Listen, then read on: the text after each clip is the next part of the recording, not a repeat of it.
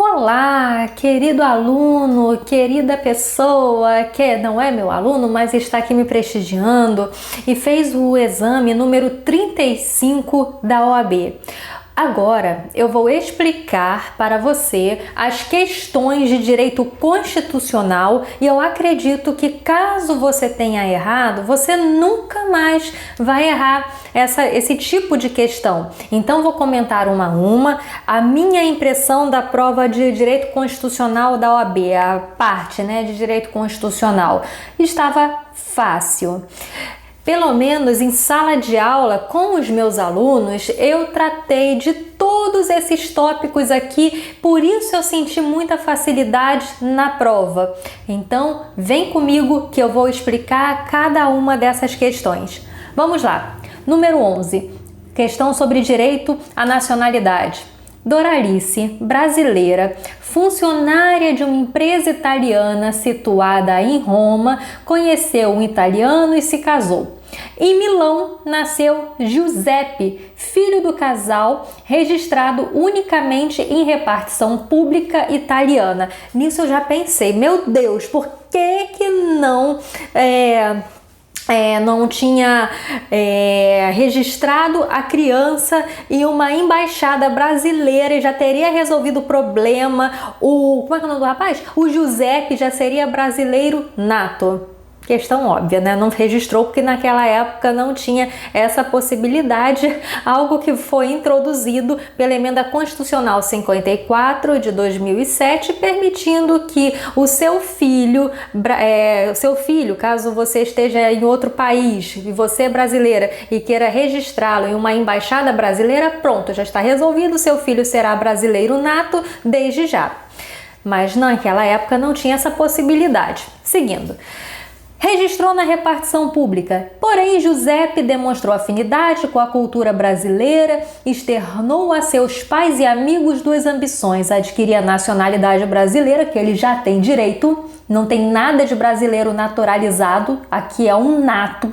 Seguindo, a integrar os quadros do Itamaraty na condição de diplomata brasileiro. Procuram um escritório de advocacia para saber as condições necessárias para atingir seus objetivos. Gente, isso aqui é artigo 12, inciso 1, a linha C. É brasileiro nato, aquele que nasceu no estrangeiro, de pai ou mãe brasileira, que no caso aqui não está a serviço do Brasil, simplesmente está no exterior, que aqui de acordo com a linha C, ele poderia ser registrado em embaixada. Nesse caso aqui, como não foi, porque não tinha essa possibilidade, o que ele tem que fazer? Ele tem que vir para o Brasil, pedir o reconhecimento da sua nacionalidade brasileira originária, ele é brasileiro nato, por meio de uma ação de nacionalidade que vai tramitar na Justiça Federal.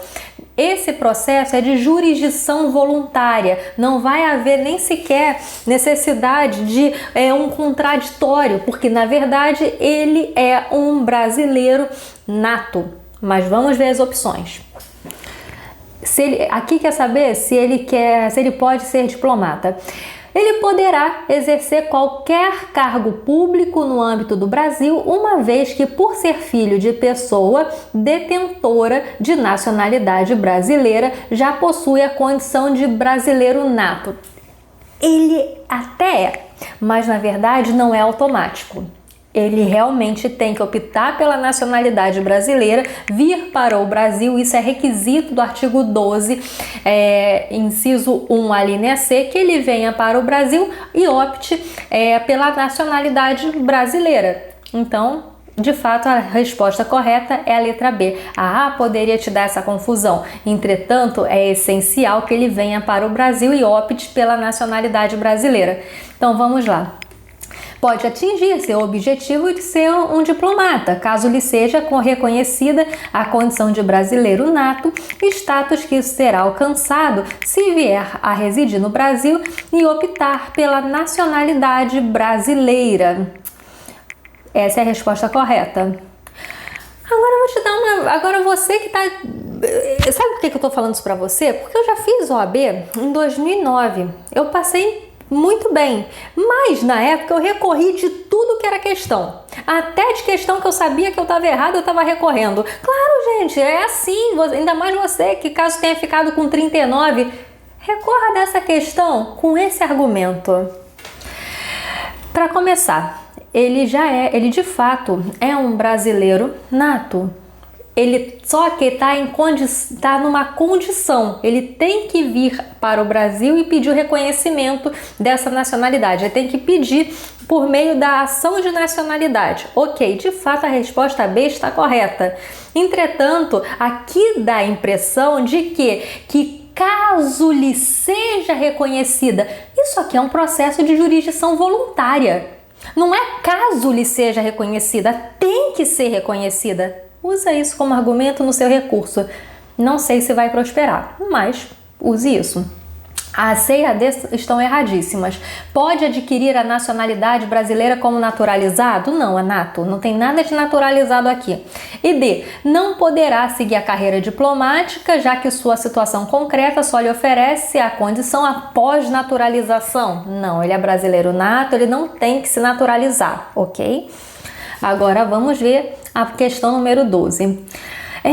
Um agente público federal, em entrevista a jornal de grande circulação, expressou sua insatisfação com o baixo índice de desenvolvimento econômico e social de 25% do amplo território ocupado pelo estado Alfa, mais precisamente no sul do estado, por entender que a autoridade estadual não possui recursos necessários para implementar políticas que desenvolvam essa região, afirma que faz parte da agenda do governo federal transformar a referida área em território federal. Gente, para começar, território federal, como o próprio nome diz, fica nas mãos, não tem autonomia, ele fica nas mãos da União. Então vamos lá.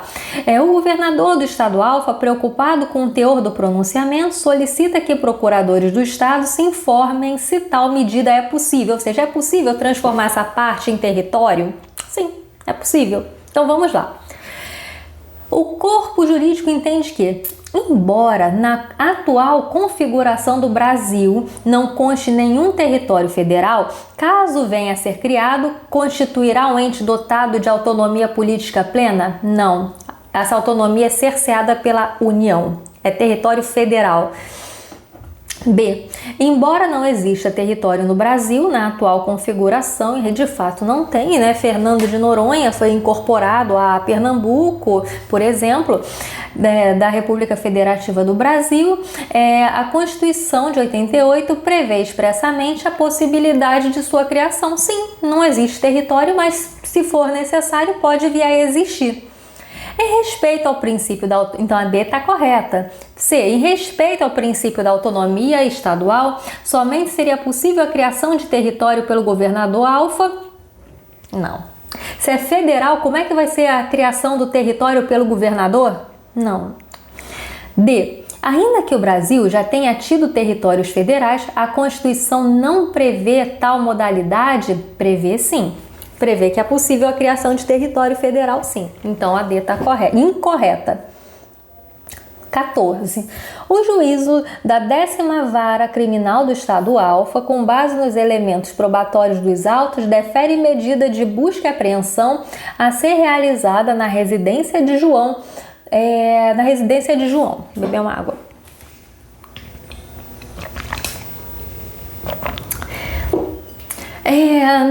Só que devido à intensa movimentação de pessoas durante o período diurno, bem como para evitar a destruição de provas, o delegado determina que as diligências necessárias sejam realizadas à noite, quando João estaria dormindo. Isso aqui é inconstitucional, está erradíssimo. É o caso de inviolabilidade da casa, inviolabilidade do domicílio prevista no artigo 5º, inciso 11, que fala que a casa é asilo inviolável, ninguém pode nela adentrar, salvo em algumas hipóteses específicas, dentre as quais flagrante delito, se eu não me engano, prestar socorro, e também no caso de ordem judicial durante o dia. não à noite. Então vamos lá. A inviolabilidade de domicílio, embora possa ser relativizada em casos pontuais, não autoriza que as diligências necessárias ao cumprimento de busca e apreensão na residência sejam realizadas durante o período noturno. Isso aí. A. B. Vamos ver as outras. Incursão policial na residência de João se justificaria em caso de flagrante delito, mas não havendo... Inexistindo a situação de flagrância, o mandato de busca e apreensão expedido pelo juízo da 10ª Vara Criminal é nulo. Ok. C. O cumprimento da medida durante o período noturno é justificado. Esquece, está errado. D. A inviolabilidade de domicílio não é uma garantia absoluta, ok? E estando a ordem expedida pelo juízo, seu cumprimento pode se dar a qualquer hora do dia. Não, tá errado. Então vamos aqui a A e a B que causam uma certa dúvida. E se isso pode te ajudar com o eventual recurso. A inviolabilidade de domicílio, embora possa ser relativizada em casos pontuais, não autoriza que as diligências necessárias ao cumprimento do mandado de busca e apreensão sejam efetivadas durante o período noturno. Isso aí, isso aqui está certo. Não autoriza que seja realizado no período noturno. B. A incursão policial na residência dele se justificaria apenas em caso de flagrante delito, mas inexistindo a situação de flagrância, o mandado de busca e apreensão expedido pelo juízo da Vara Criminal do Estado Alfa é nulo. Olha, você pode recorrer dessa questão da A e a B. Motivo. A resposta, a meu ver, comporta duas alternativas, a A e a B. Segundo ponto, se isso aqui é uma prova à parte de direito constitucional, você não é obrigado a saber se o mandato aqui, o mandado de busca e apreensão é nulo, porque essa parte aqui não é de processo penal. Então, se eu fosse estudante, recorreria dessa questão aqui, dessa questão número 14. Vamos para 15. A 15 não tem como recorrer não. Então vamos lá, porque ela está realmente bem fácil. No preâmbulo da Constituição do Estado Alfa diz: nós, deputados estaduais constituintes, no pleno exercício dos poderes outorgados tais, reunidos em assembleia no pleno exercício do mandato, de acordo com a vontade tereré, promulgamos sob a presença de Deus a presente Constituição do Estado Alfa. Isso é criação de uma Constituição estadual. Poder constituinte derivado decorrente. O poder constituinte derivado decorrente se refere à Constituição estadual. Por isso, a resposta correta é a letra C.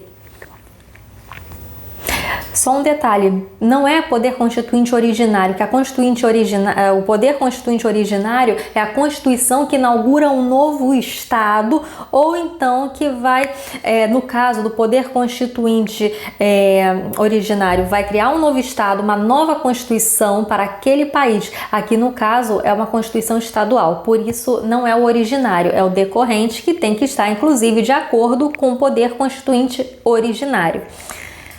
16. Diante do desafio, isso aqui é artigo 23 da Constituição. Diante do desafio de promover maior proteção às florestas, à fauna e à flora reiteradamente atingidas por incêndios e desmatamentos, organizações não governamentais resolvem provocar o poder público a fim de que sejam adotadas providências concretas para a manutenção do equilíbrio climático. Porém, sem saber quais entes federativos deveriam ser competentes para agir nessa direção almejada, buscam maiores esclarecimentos. Ou seja, a questão de floresta, fauna e flora. A ONG queria saber, processo quem? União, Estado ou município? Então vamos lá. A resposta é a letra B, mas vamos explicar as demais. A União deve atuar legislando privativamente fauna e flora? Não, isso aí, competência privativa, artigo 22. B. União, Estado, Distrito Federal e município são todos competentes para promover a referida proteção. Exatamente. Artigo 23 da Constituição, são todos eles aqui que participam. União e Estados dividirão com exclusividade as responsabilidades inerentes à produção de normas e atuação administrativa? Não, não é com exclusividade. O município também participa disso aqui, Distrito Federal também. A referida proteção é uma tarefa principal da União? Não, é dos três. Dá uma lida depois no caput do artigo 23. Questão 17. Lei ordinária do município Alfa dispôs que os benefícios da assistência social voltados à reabilitação de pessoas com deficiência passariam a ser condicionados ao pagamento de contribuição. Olha o retrocesso, gente. Retrocesso e inconstitucionalidade, porque assistência social não é a mesma coisa que previdência social. A previdência, de fato, é regida pelo princípio da contributividade, você tem que contribuir para ter os benefícios. A assistência social é para pessoas com deficiência ou então idosos que não têm, idosos com 65 anos para cima, que não podem se sustentar e que nunca contribuíram para a previdência. Então, por isso, eles podem receber o benefício da assistência social, regido pela Lei Orgânica da Assistência Social, mais conhecida como LOAS. Então vamos lá. Embora a lei seja materialmente compatível com a Constituição, não. A Constituição diz que a assistência social é garantida independentemente de contribuição, então não é compatível materialmente. B. A lei representa vício material, já que a reabilitação de pessoas com deficiência é matéria estranha à previdência social? Não, não é. Pessoa com deficiência e idoso. Então, não é estranha a assistência social. C. A lei em comento, embora materialmente adequada ao texto, não é adequada e não tem nada a ver com vício de forma. D. Lei inconstitucional, pois a CF 88 estabelece que os benefícios da assistência social serão prestados a quem deles necessitar, independentemente de contribuição à Seguridade Social. D, a correta. Agora aqui já é questão de direito internacional, que depois eu faço uma correção dela, das questões a seguir, mas eu quero deixar esse vídeo exclusivamente com as possibilidades de recurso da parte de direito constitucional.